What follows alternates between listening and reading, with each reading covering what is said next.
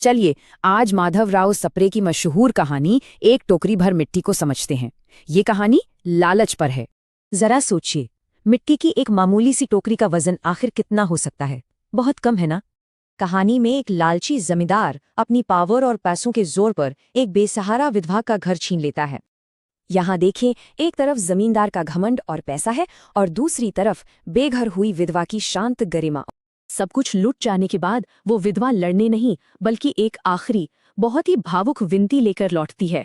दरअसल अपना पुश्तैनी घर छीनने के सदमे से उसकी छोटी सी पोती ने खाना पीना ही छोड़ दिया था। भूखी बच्ची को मनाने के लिए वो झोपड़ी से बस एक टोकरी मिट्टी लेकर उसका चूल्हा बनाना चाहती थी। जमींदार घमंड में आकर हाँ कह देता है। बेचारी विधवा रोते हुए उस टोकरी में मिट्टी भरती है, लेकिन उम्र और दुख से टूटी वो विधवा उस भारी टोकरी को अपने सिर पर उठा ही नहीं पाती।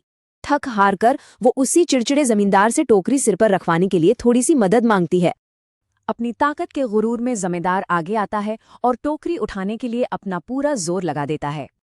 पर हैरानी की बात, इतनी ताकत के बावजूद वो टोकरी अपनी जगह से 1 इंच भी नहीं हिलती।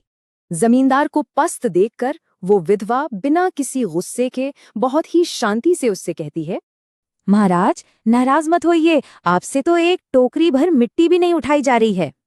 तो फिर इस चीनी हुई जमीन की हजारों टोकरियों का बोझ आप जिंदगी भर कैसे उठाएंगे? क्या आप बात कही है? बस यहीं जमींदार का सारा घमंड चूर चूर हो जाता है।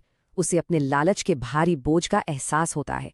उसका दिल बदल जाता है। वो माफी मांगता है और विधवा को उसकी झोपड़ी सम्मान के साथ लौटा देता है। असल में ये टोकरी सिर्फ मिट्टी नहीं है, ये हमारे लालच और कर्मों के बोझ का एक शक्तिशाली प्रतीक है।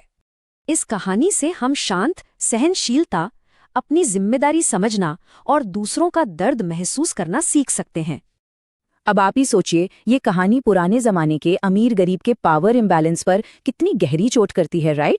जमींदार के उस बदलाव पर गौर कीजिए, कैसे उसका शुरू का सारा घमंड अंत में सच्ची विनम्रता में बदल गया। अंत में सोचिए, विस्थापन और किसी का घर छीनने का ये दर्द आज की दुनिया से कितना मेल खाता है।